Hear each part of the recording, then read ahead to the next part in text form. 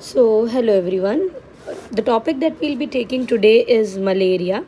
I'll try to cover the majority aspects of this particular disease that we have read in microbiology, we need to read in pharmacology, and the concepts related to medicine which are used in malaria. तो सबसे पहले malaria specifically होता क्या है? देखिए, ये एक ऐसी डिसीज़ है which is basically caused by protozoan. ये एक प्रोटोजोआन के द्वारा कॉज कराई जाती है. प्रोटोजोआन पैरासाइट बोल सकते हो, ठीक है. तो ये एक ऐसी डिसीज़ है जो कि कौन करा रहा है? प्रोटोजोआन पैरासाइट करा रहा है, जिसका नाम क्या है? जिसका नाम है plasmodium. Plasmodium. So it is caused by a protozoal parasite which is called as plasmodium. यहाँ पे आपको उसकी फोटो दिखाई गई है, ठीक है. So malaria is a disease which is caused by a protozoal parasite, that is plasmodium. Point number 1 of the definition. Point number 2, and transmitted by. देखिए दो चीज़ें हैं. करा कौन रहा है? एक पैरासाइट जिसका नाम क्या है? प्लाज्मोडियम. और ट्रांसमिट कौन कर रहा है? Transmitted by female anopheles mosquito. Female anopheles mosquito, right. तो ये दूसरा पार्ट हो गया डेफिनेशन का. So malaria is a disease which is caused by a protozoal parasite, that is plasmodium, and transmitted by female anopheles mosquito. It is very common in tropical countries, right? This red zone has shown you the belt, and you can see majority of India, the central India, northern India, and even the southern India, it comes in that zone. Okay, so this disease is very common in tropical countries, right? And that is why we should have insight and depth of this disease. So what's the definition? Malaria is caused by a parasite called as plasmodium, which is transmitted via the bites of infected mosquitoes in human body. The parasite multiply in liver and then infect the red blood cells. We'll come on to that point. अभी हमने एक definition देख ली, ठीक है, समझ में आ गया. अब दूसरी चीज़ पे आते हैं कि अभी मैंने आपको बोला कि प्लाज्मोडियम नाम का एक पैरासाइट इसे करा रहा है, ठीक है. तो देखिए प्लाज्मोडियम की 4 वेराइटीज़ हमारे पास अवेलेबल हैं जो इस डिसीज़ को कॉज करता है. I should rather say there are 4 species of plasmodium which are causing this disease, right. कौन कौन सी वो 4 स्पीसीज़ हैं? इसमें सबसे इंपॉर्टेंट स्पीशीज़ आती है जिसे हम लोग बोलते हैं प्लाज्मोडियम फैल्सीपेरम. इंपॉर्टेंट क्यों है? बिकॉज इट इज़ फैटल, जानलेवा है ये. Plasmodium falciparum being the first one. Next one is known as Plasmodium vivax. The third one is known as Plasmodium malari. The fourth one is known as Plasmodium ovale. There's another one which is known as Plasmodium knowlesi. Right, there is another one that is known as Plasmodium knowlesi. अब इसमें कुछ चीज़ें मैं आपको बताना चाहूँगी that you should know. जैसे अगर मैं बोल रही हूँ Plasmodium vivax, right, that's very common in India. I should rather say that is Plasmodium vivax is most common in India, ठीक है. तो जो वाइवेक्स है वो इंडिया में मोस्ट कॉमन है. और अगर मैं प्लाज्मोडियम वाइवेक्स की बात करूँ तो it is causing benign tertian fever, right. We'll talk about this point. पहले आप याद करो इसको, ठीक है. अगर मैं प्लाज्मोडियम मलेरी की बात करूँ, है ना, so it is causing fever on every 4th day, ठीक है. That is one part. If I talk about the Plasmodium falciparum, it is causing malignant tertian fever that repeats itself in every 48 hours. Are you getting what I'm saying? So benign tertian fever caused by vivax, ठीक है. Malignant tertian fever is cause bye falciparum. दो चीज़ें. तीसरी चीज़ आपको क्या याद रखना है? नोलेसी की बात करूँ तो ये जो होता है सिमियन फीवर कॉज करता है, that repeats itself every day, ठीक है. So this in pattern of fever. अगर आपको याद रहे तो ठीक है ना, क्योंकि MCQ एग्जाम्स में पूछा जाता है. So I have talked about that also, right. Now the next part of the question is the epidemiology of this particular disease. देखिए यहाँ पे भी वही चीज़ लिखी हुई है. वाइवेक्स जो है it is causing benign tertian malaria. I've talked about this. Falciparum causes malignant tertian malaria, right? Benign tertian जो मलेरिया है वो खुद को रिपीट करता है every 3rd day पे, मैंने बताया आपको, ठीक है. और malignant tertian में भी वही चीज़ है.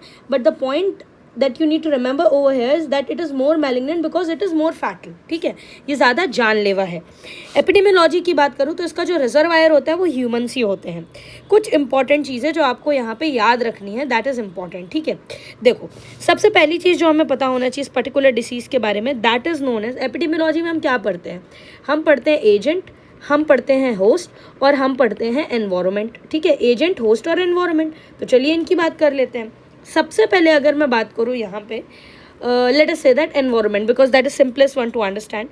You know this very well कि tropical countries में भी जो breeding season होता है, breeding season क्या होता है बेसिकली, जुलाई हो गया, मतलब basically I should write rainy season, right, specifically speaking July to November, ये वाला जो टाइम होता है that's very prone to, that means you are very susceptible to this infection during this phase or during this time.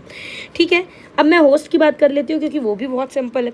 Host की बात करूँ तो भाई डेफिनेटिव होस्ट अगर आपसे कोई पूछे, डेफिनेटिव होस्ट तो आँख बंद करके कौन है, फीमेल एनोफिलस मस्कीटो.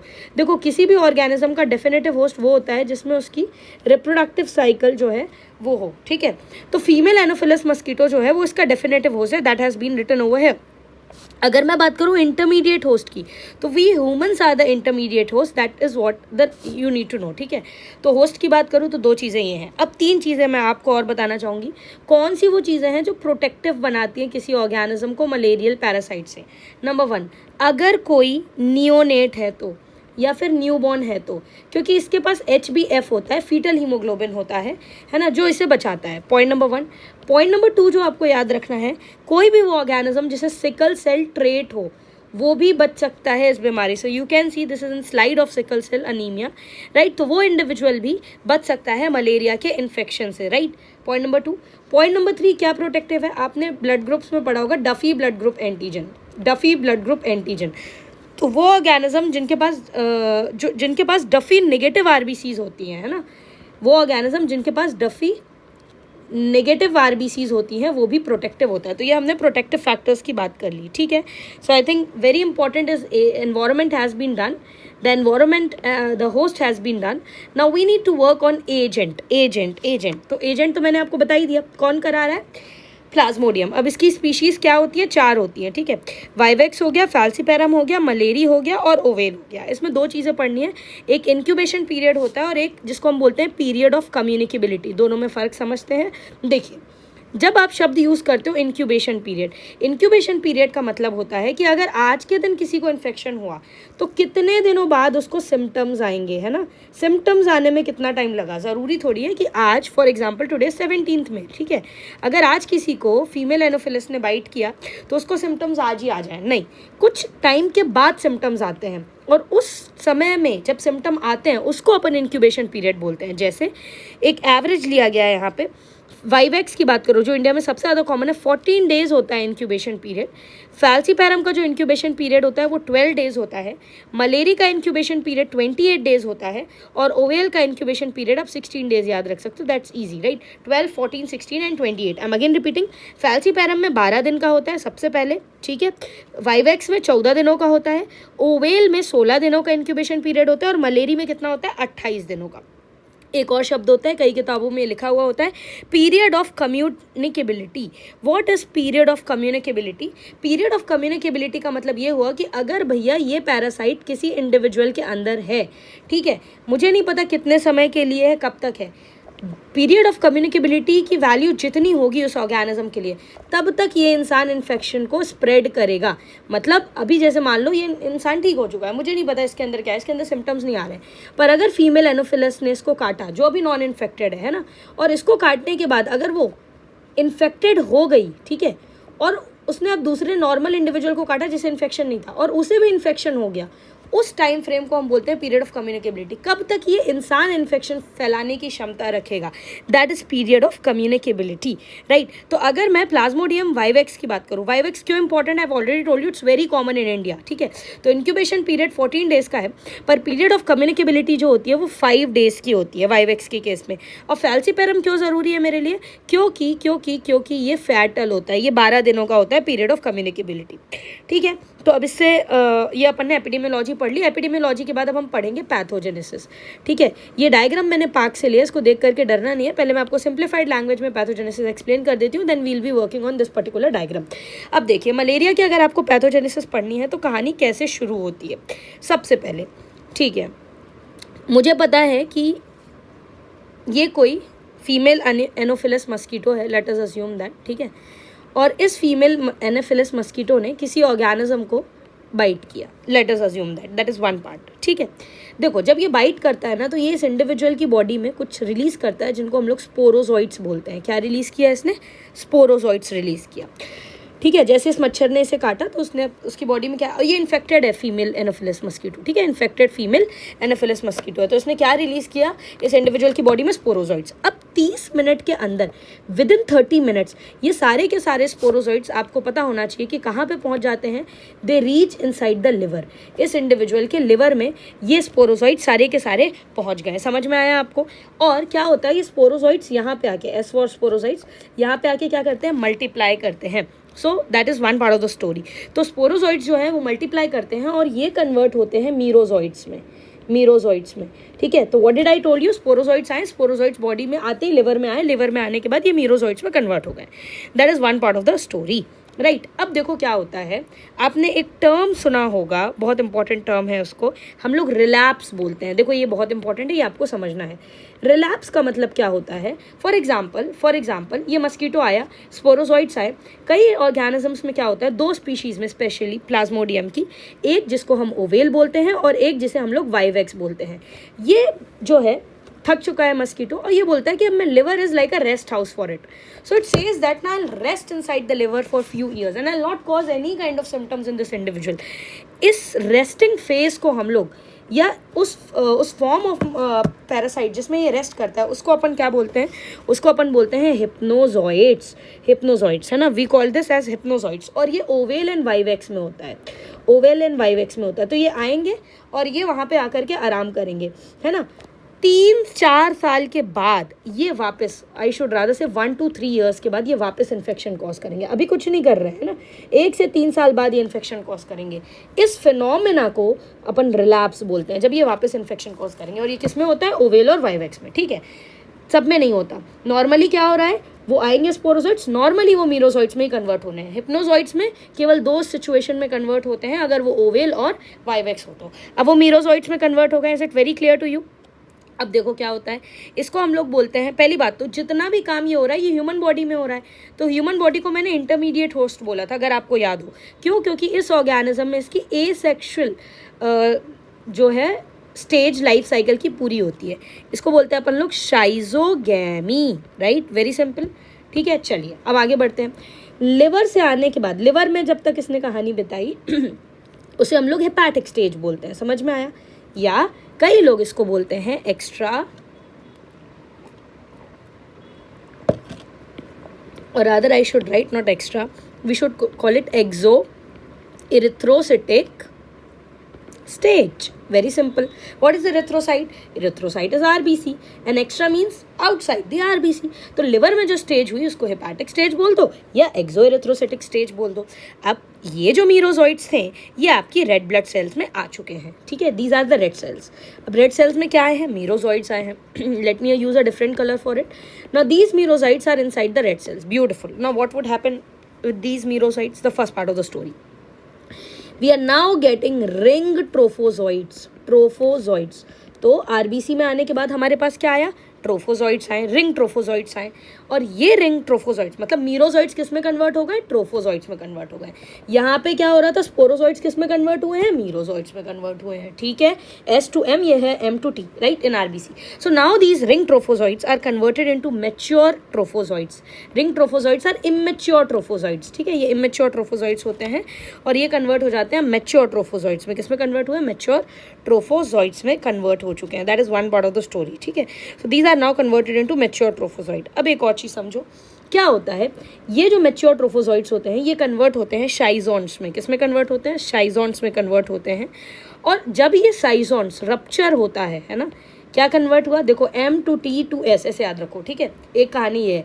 तो ट्रोफोजॉइट्स शाइजोन्स में कन्वर्ट हुए और ये जब ये शाइजोन्स रप्चर होंगे, right, what it would be causing? It would be causing fever.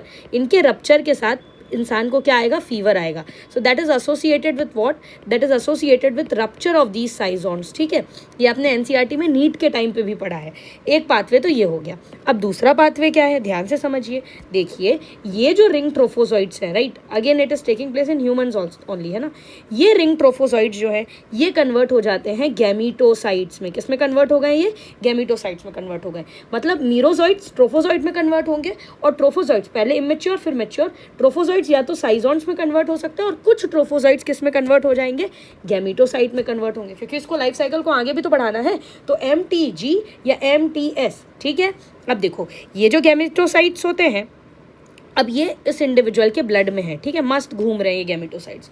अब क्या हुआ, इस इंसान को मच्छर ने काट लिया, फीमेल एनोफिलस ने इसको वापस से काट लिया. Now this is female Anopheles. ठीक है, और इसकी बॉडी में अब क्या आ गए, फीमेल गैमेटोसाइट्स आ गए, है ना. फीमेल एनोफिलस की बॉडी में क्या आ गए, गैमेटोसाइट्स आ गए. मच्छर की बॉडी में क्या आ गए, गैमेटोसाइट्स आ गए. ये गैमेटोसाइट कन्वर्ट होंगे गैमेट्स में, मच्छर की बॉडी में ही, और गैमेट्स कन्वर्ट होंगे जाइगोट्स में, आपको पता है.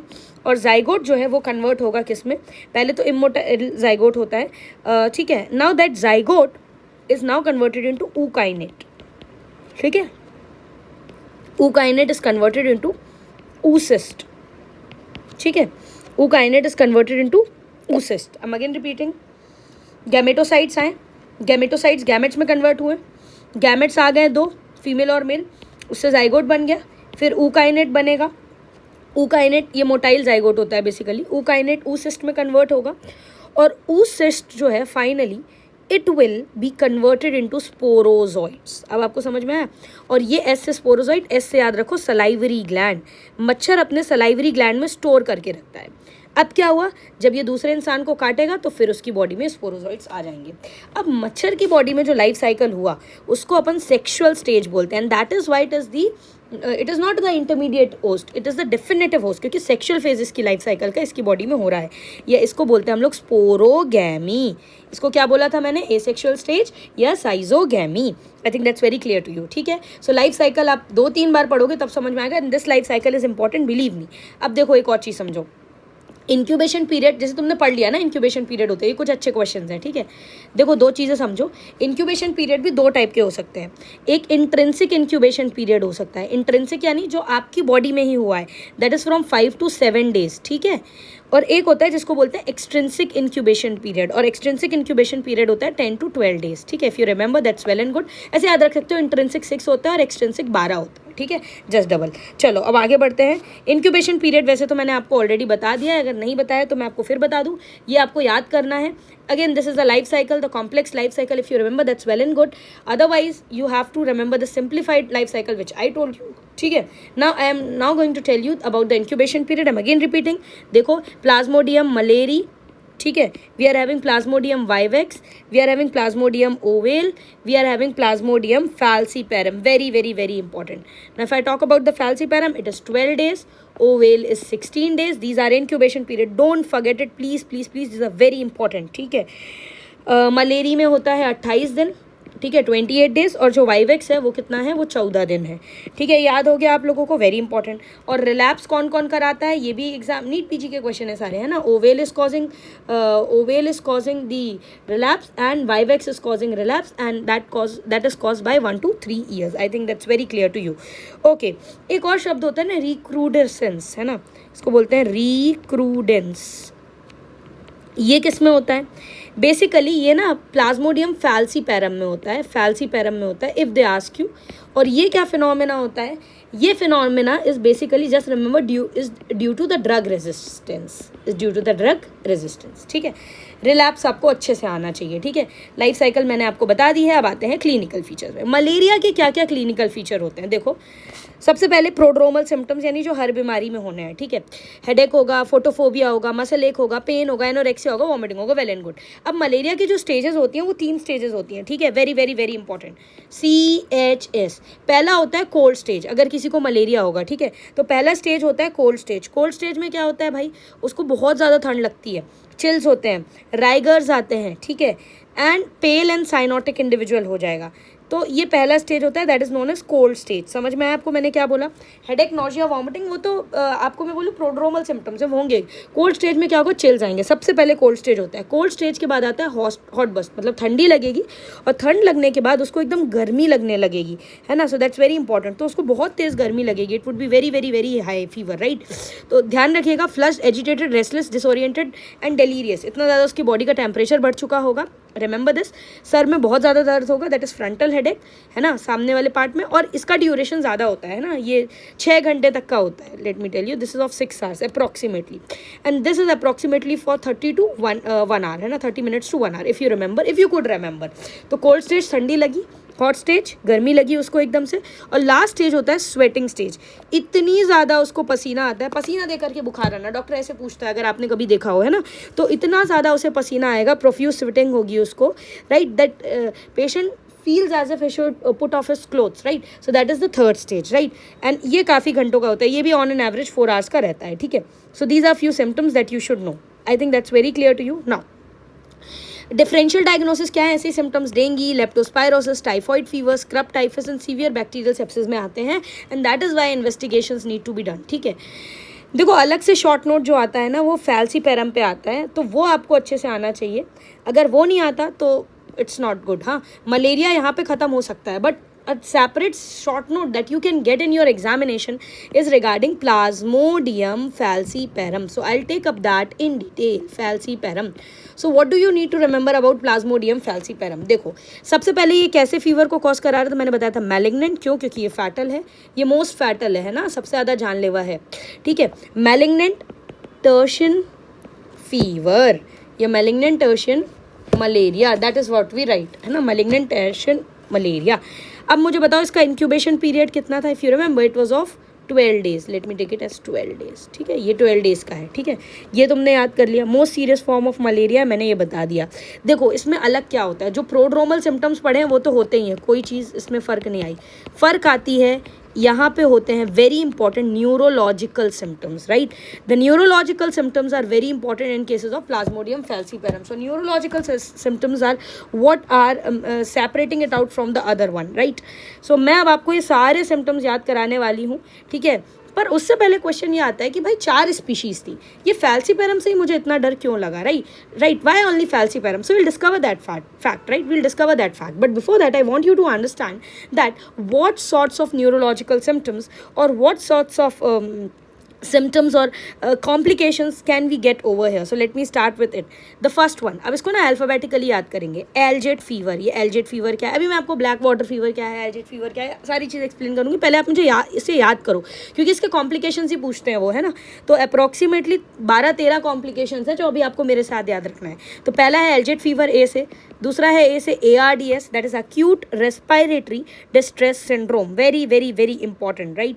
सो पहला हो गया algid fever which I told you. Second one is known as acute respiratory distress syndrome. That's also very important. Now, third one from A itself is anemia. Anemia भी होता है इसके कारण, और कौन सा अनीमिया होता है? नॉर्मोसिटिक नॉर्मोक्रोमिक अनीमिया, ठीक है। नॉर्मोसिटिक नॉर्मोक्रोनिक क्या होता है? I'll explain you, right? Normocytic normochronic anaemia, ठीक है। MCV it would be between 80 to 100, right? Okay, so we are saying that we are having algid fever number 1, ARDS number 2, anemia is number 3. Is it very clear to you? So हमने ये याद कर लिया। चौथा A से ही होता है acidosis, ठीक है। याद करो अभी इसको, ठीक है। याद हो गया आप लोगों को? तो क्या क्या बताया मैंने? I hope it's very clear to you. Algid fever, anaemia, ARDS and acidosis, right. Now coming to the second complication, ठीक है। 1 2 3 4 5th कॉम्प्लिकेशन हो जाएगा ये। अल्फ़ाबेट बी वाले अब देखते हैं, है ना। Let me use a different pen for it. Okay, from alphabet B the first one is bleeding tendencies, right. Bleeding tendencies जो है ना वो बढ़ जाएंगी। सो ब्लीडिंग डिसऑर्डर्स या ब्लीडिंग टेंडेंसीज बोल सकते हो, ठीक है। तो पहली चीज़ तो ये होगी। दूसरा होता है अल्फ़ाबेट बी से ही ब्लैक वाटर फीवर, ठीक है। दूसरा बी से क्या होता है? Black water fever. क्या है ये ब्लैक वाटर फीवर? अभी देखेंगे अपन, है ना।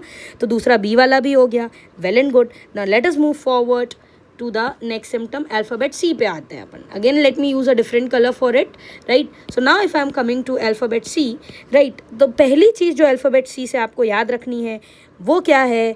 इसको अपन लोग बोलते हैं सेरिब्रल मलेरिया, ये इसका एक कॉम्प्लिकेशन है। हाँ, सेरिब्रल मलेरिया क्या है, टॉक अबाउट दिस। ये प्लाज्मोडियम फैल्सीपेरम के कॉम्प्लिकेशन है। I should not right neurological symptoms, I should right Plasmodium falciparum के कॉम्प्लिकेशंस क्या क्या हो सकते हैं, ठीक है। तो सी से क्या होता है, सी से होता है cerebral malaria, very simple, you need to remember it, ठीक है। I hope that is comfortable to you, right? Now coming to the fourth next one, alphabet D पे आते हैं। तो 8th सिम्टम्स में आते हैं जिसको हम लोग डी से हम इसे याद करेंगे, that is DIC, that is disseminated intravascular coagulation, that is very very very important, ठीक है। तो it also causes DIC, is it very clear to you? Now coming to the next alphabet, that is alphabet E, ठीक है।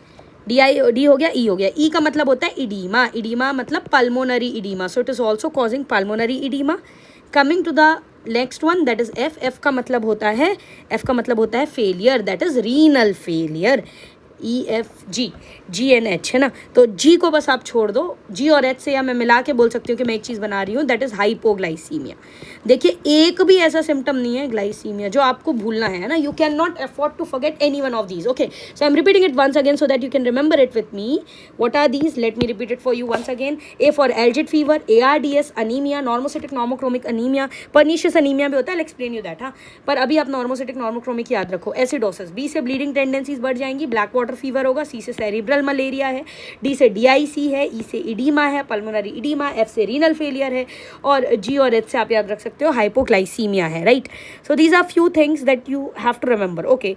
Now what is black water fever, what is algid fever, पहले मैं थोड़ा सा ये बता दूं, फिर उसके बाद मैं आपको ये चीज़ें एक्सप्लेन करूंगी कि ये क्यों कॉज कर रहा है ना।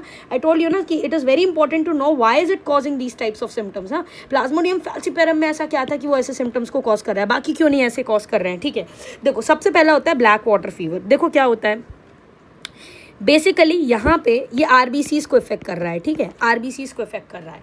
अब आपको पता है कि भाई कोई भी चीज़ अगर एबनॉर्मल हुई मेरी बॉडी में तो body can't tolerate it and body starts destroying these RBCs in the blood vessel itself. This is known as intravascular hemolysis. सारी कहानी इसकी कहाँ पे है, RBC में हो रही है। ये पूरा अपना जीवन यापन RBC और लिवर में ही करता है ना। अब जब ये RBC में अपना जीवन यापन कर रहा है, that time my body feels like, right, the destroying sales feel like it is not good for me, so I should destroy these, right. तो बहुत सारा इंट्रावस्कुलर हेमोलिसिस होता है। ये जब बहुत सारा इंट्रावस्कुलर हेमोलिसिस हुआ तो बहुत सारा हीमोग्लोबिन ब्लड में रिलीज हो गया, ठीक है। बहुत सारी आपकी RBCs डिस्ट्रॉय हुई। नॉट ओनली पैरासिटाइज्ड RBCs, ऐसी RBCs जिसमें पैरासाइट है, इवन नॉन पैरासिटाइज्ड RBCs को भी हम डिस्ट्रॉय करने लग जाते हैं। तो इस इंट्रावस्कुलर हेमोलिसिस के कारण जो इंडिविजुअल की यूरिन है ना वो ब्लैक कलर की आने लगती है, क्योंकि इतना ज़्यादा हीमोग्लोबिनीमिया होने लगता है उसको, ठीक है, हीमोग्लोबिनूरिया आई शुड रादर से, right. So what is it, urine appears dark in color, why? Because of hemolysis. Don't say only parasitized, that is what I am saying ना, non parasitized also, right। तो आप समझ में आया इसको black water fever क्यों बोलते हैं, काला पानी बुखार। काला पानी एक्चुअली में काली पेशाब है, और वो क्यों आई, क्योंकि हेमोलिसिस ज़्यादा हो रहा है, राइट ना। Why are we calling it algid fever. Next question, algid का मतलब क्या होता है। देखिए अगर मैं एल्जिड फीवर बोल रही हूँ, right, it is a condition like shock like condition है। क्या होता है शॉक के, क्या फीचर्स होते हैं, कोल्ड है ना, कोल्ड, क्लैमी एक्सट्रीमिटीज़, ठीक है, number 1। Number 2 hypotension, right, because मैंने बताया ना आपको, देखो अभी मैंने आपको एफ से क्या बताया था, रीनल फेलियर, यहाँ पे आप सर्कुलेटरी फेलियर भी लिख सकते हो, ठीक है, सर्कुलेटरी फेलियर भी होगा, ठीक है। बहुत सारी चीज़ें हो रही हैं, तो हाइपोटेंशन हो रहा है, सर्कुलेटरी फेलियर हो रहा है, ठीक है। इस सारी चीज़ों के कारण जो इंडिविजुअल है ना उसमें शॉक के फीचर्स मिलेंगे, and that is why it is known as algid fever. Algid fever is actually referring to a shock like condition. आपको समझ में आ रहा है। अब क्वेश्चन ये आता है कि भैया ये मलेरियल पैरासाइट ही ये चीज़ क्यों करा पाता है, बाकी क्यों नहीं करा पाते, what is the reason behind this. Okay, so we'll discover that fact too. देखिए इसका रीज़न क्या होता है, इसका रीज़न बहुत सिंपल होता है। देखो समझिए मेरी बात को। बेसिकली अगर मैं बात करूँ इस पर्टिकुलर ऑर्गेनिज्म की, है ना, it has the ability to hold back the parasite in the blood vessel of deep visceral organs like brain, kidney, and it causes the destruction of blood vessels. I am again explaining this, what is it. देखिए यहाँ पे principal होता है cyto adherence का, ठीक है, cyto adherence का। कहने का मतलब क्या होता है, एंडोथीलियल सेल है, ठीक है, हमारी ब्लड वेसल्स की एंडोथीलियल सेल है, ठीक है।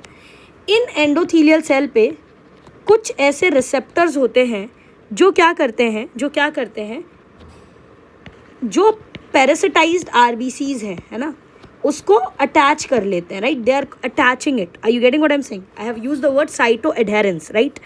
तो अब क्या हुआ, आपको पता है ना, इन सभी ब्लड सेल्स का डिस्ट्रक्शन कहाँ पे होता है? स्प्लीन में होता है। इट्स लाइक कि पुलिस की वैन इसको पुलिस स्टेशन में लेकर के जा रही थी, पर तुमने रास्ते में ही इसने कोई बहाना बनाया कि मुझे ये दिक्कत है और ये उसी जगह पे रुक गया, तो ये कभी स्प्लीन में पहुंच ही नहीं पाता। तो ये स्प्लीनिक क्लियरेंस को क्या कर लेता है? अवॉइड कर लेता है। जब ये किसके पास ये स्पेशल एबिलिटी है? प्लाज्मोडियम फैल्सीपेरम के पास। Are you getting what I am saying? है ना। So it has the special ability, है ना। तो ये आपको याद रखना है। तो इसके पास क्या होता है? Plasmodium falciparum erythrocyte membrane protein, ये बोलते हैं अपन इसको, ठीक है, एरिथ्रोसाइट मेम्ब्रेन प्रोटीन। और फिर बाद में ना ये दूसरी आरबीसीज को भी वहाँ पे इन्वॉल्व कर लेता है, उसको हम लोग रोसेटिंग बोलते हैं, ठीक है। इतना नहीं याद हो तो आप क्या याद रखोगे? ये साइटो एडहेरेंस इसका प्रिंसिपल है प्लाज्मोडियम फैल्सीपेरम का, दूसरा इसके पास एरिथ्रोसाइट मेम्ब्रेन प्रोटीन्स होते हैं, और तीसरा स्प्लीनिक क्लियरेंस को क्या करता है? ये अवॉइड करता है, और चौथा मैंने क्या बताया? रोसेटिंग का प्रिंसिपल बताया। Hope that's very clear to you, ठीक है। So that was one part of the story, ठीक है। I have talked about the complications of plasmodium falciparum. I think that's very clear to you. Now next thing that I want you to understand at this point of time is what are the investigatory methods that you are going to use to diagnose this particular condition, ठीक है। तो अब हम लोग investigations की बात कर लेते हैं। देखो सबसे पहले क्या investigations होती